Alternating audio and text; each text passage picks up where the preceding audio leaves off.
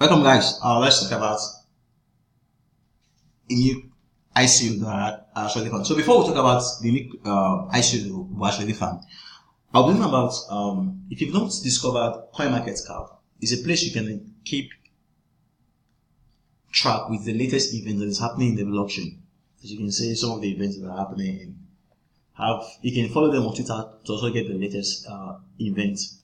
So I want to bring your attention to a particular ICO that is about to start. So it's called Current. So we'll be seeing what Current want to do, who is behind Current,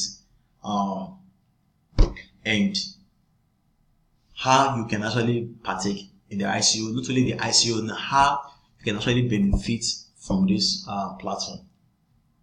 So what is Current? Current is an incentivized blockchain-enabled streaming ecosystem that lets you choose how to stream and pay for media. You can see it has over 160,000 plus users. You can find them on App Store, and it's coming soon to Google Play Store. So let's see their one pager and let's see what they want to do with this particular amount coin.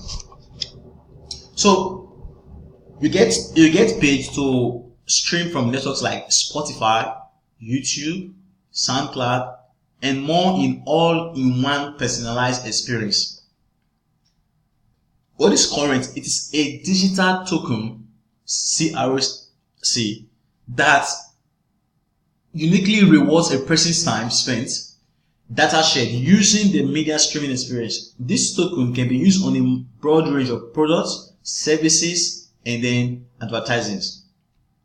Now, users have no prior knowledge of blockchain technology, no cryptocurrency holdings, and no change in behavior as they're rewarded by consuming the network they already use. Okay, let's see the deck and let's see what they want to do. What is the problem they want to solve now?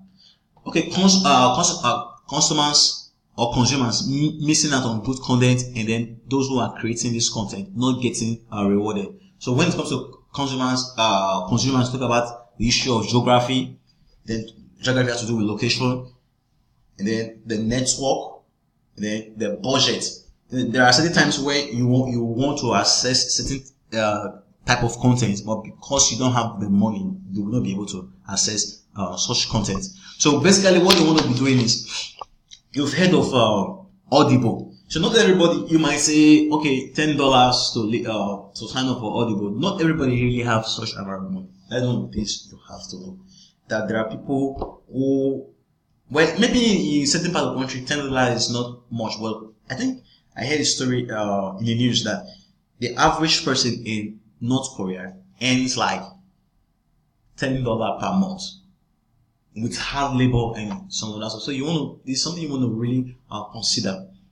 And then for the creators, the industry intermediaries, like before you get your content out, you have to go through certain platforms, and these platforms do not reward you. So what Current wants to do, like you have a platform like Steemit, where you are being rewarded when you read posts and upvote and comment on posts. Like, so what Current wants to do is they want to reward you for your engagement. So for merely playing, watching and sharing and commenting, you get paid. So they are taking the Steemit model. And then the issue of network pricing, and then audience. So what is the solution they want to do? For consumers, token incentive, you have the ability to earn the tokens, decentralized content, all the favorite media in one place. So you now have an app, okay, YouTube, this, everything in one place. Then the content is online and then offline. And then you as a creator, you receive 20% of every token mined in addition to traditional revenue. You have a bigger audience, then you receive direct distribution. Now, one of the things I see is a lot of people are becoming, well, it's still a matter of time. The more people become educated, that, like, I'll be releasing a video today on some of the industries you will consider investing your money in when it talks about the blockchain.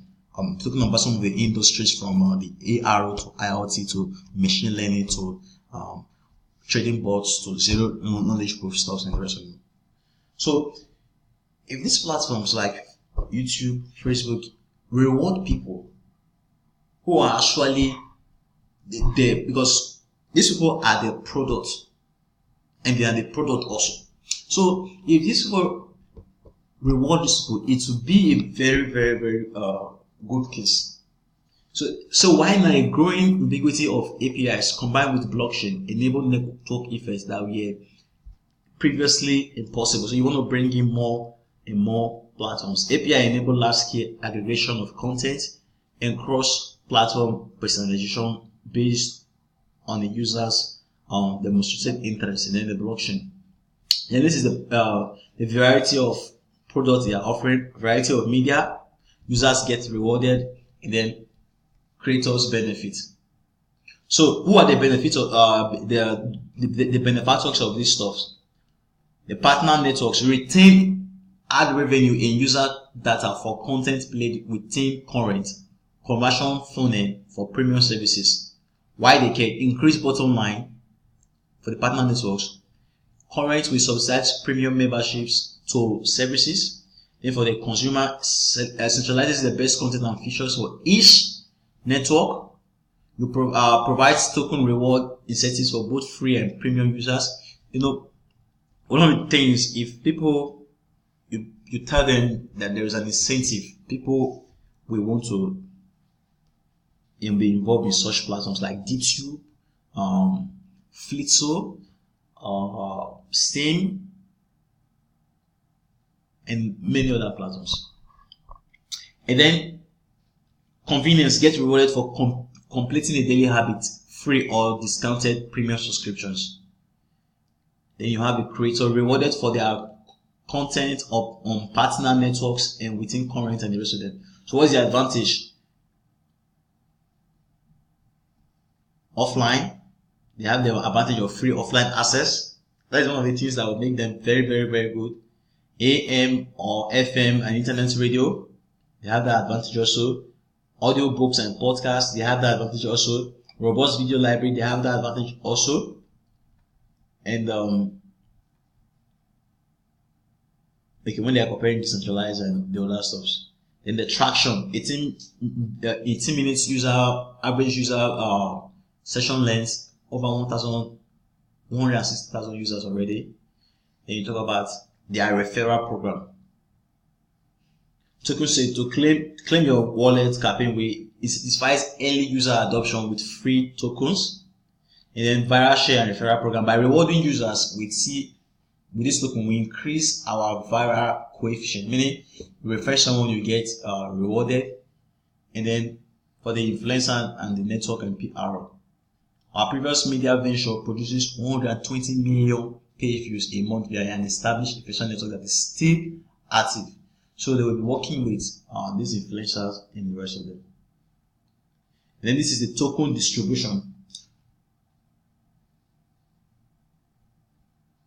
So for tokens that are distributed because this money will be gotten from advertisers, those who are coming to the platforms and maybe they want their goals pushed to the people.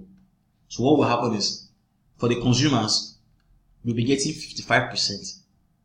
As a creator, you'll be getting 20%. As a curator, you'll be getting 20% also. And then if you refer someone, you get 0%. And then the platform growth pool, 2%. Then this is the business model they want to actually, because the question now is, okay, how will they be making their money that they will be giving people back their money? It's the same thing that happens with most of these platforms. How does Facebook make money? Advertising, video and banner advertising, then subscriptions, and then the token. The majority of the content within the platform has been curated by the current. We take the 20% creator fee when this occurs. And then this is unit economics. For the free model, ad driven. 13 cents revenue per song or per user. Premium subscription, And then this is a financial forecast they are trying to forecast. And product evolution, how will they now evolve? So they launched in March 2017. 8 integration spanning music, radio, podcast, and video, achieve product market fit. And then the protocol research and user demos and habits, free 1 to 2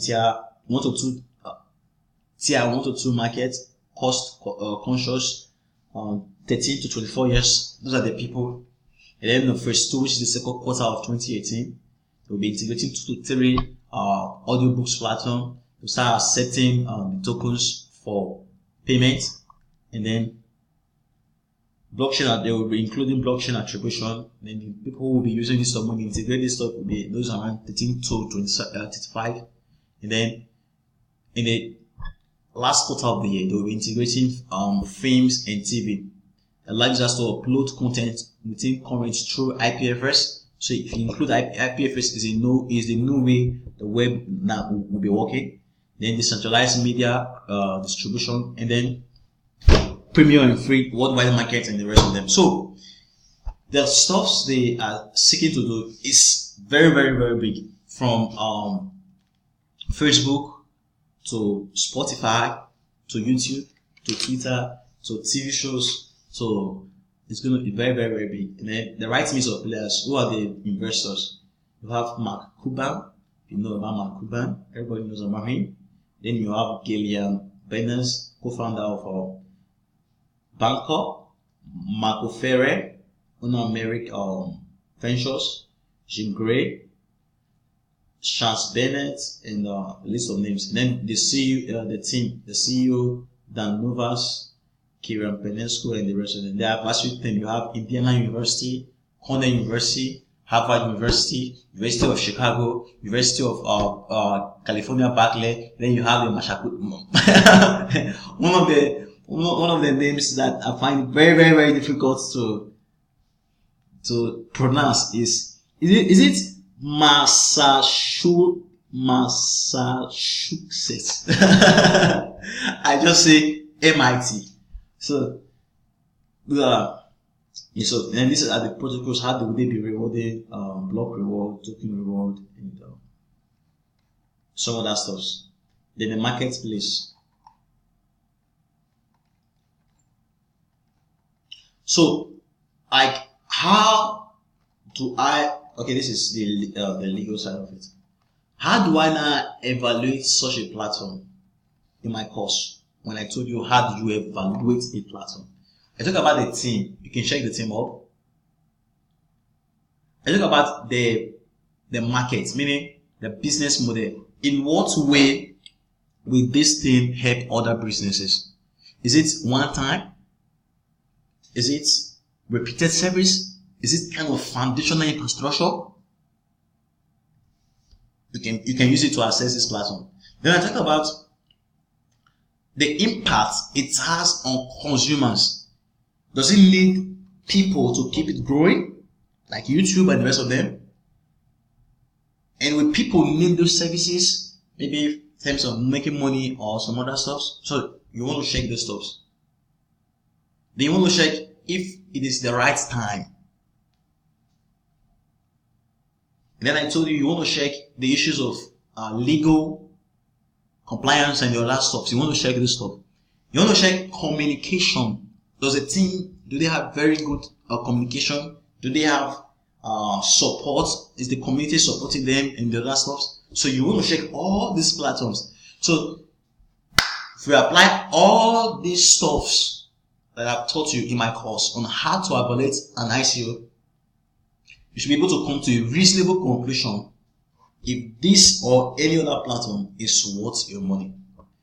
So guys, do have a very, very good day.